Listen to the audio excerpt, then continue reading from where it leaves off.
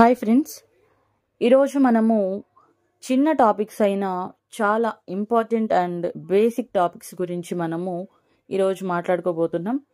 ముందుగా మన ఛానల్ని చూస్తున్న వారందరికీ కూడా ధన్యవాదాలు. మన ఛానల్ని ఇలాగే సపోర్ట్ చేయండి. మన వీడియోస్ కనుక మీకు నచ్చినట్లయితే లైక్ చేయండి, షేర్ చేయండి, సబ్స్క్రైబ్ చేసుకోవడం మాత్రం మర్చిపోకండి.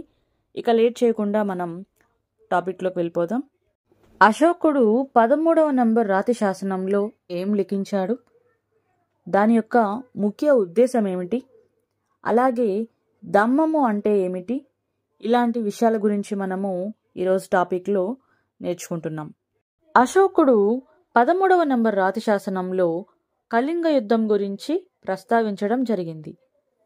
ఇది ప్రాకృత లిపిలో అక్షరాలతో చెక్కబడిన శిలాశాసనం. మరి ఈ శిలాశాసనంలో అశోకుడు ఏం లిఖించాడో తెలుసుకుందామా? ఒక స్వతంత్ర రాజ్యాన్ని జయించినప్పుడు లక్షల మంది చనిపోతారు మరియు అంతకంటే ఎక్కువ సంఖ్యలో సైనికులు బందీలుగా దొరుకుతారు. అందువలనే నేను విచారంగా ఉన్నాను. బలంతో కన్నా ధర్మం ద్వారా ప్రజలను గెలుచుకొనుటే ఉత్తమమైనదని నేను విశ్వసిస్తున్నాను.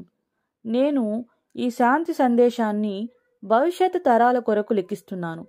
దీని వలన నా వారసులు ఎవ్వరు కూడా యుద్ధం గురించి ఆలోచించరు. దానికి బదులుగా వారు ధర్మాన్ని వ్యాప్తి చేయడం గురించి ఆలోచిస్తారు. ధర్మం అనే పదాన్ని ప్రాకృత భాషలో దమ్మము అని పిలుస్తారు. అశోకుడు ఇలాంటి చాలా శిలాశాసనాలను తన రాజ్యంలోని వివిధ ప్రాంతాలలో చెక్కించాడు.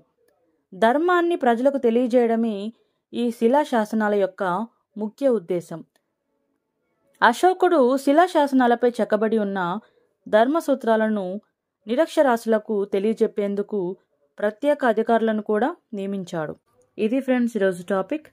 మన టాపిక్ కనుక మీకు నచ్చినట్లయితే లైక్ చేయండి, షేర్ చేయండి, సబ్స్క్రైబ్ చేసుకోవడం మాత్రం మర్చిపోకండి.